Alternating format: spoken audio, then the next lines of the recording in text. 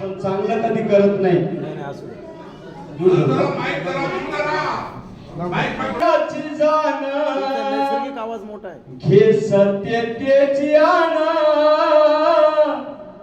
नको कधी विचारू काय होतो आपण नको कधी विचारू काय होतो आपण अरे मानसा मानसा तू आहेस कसा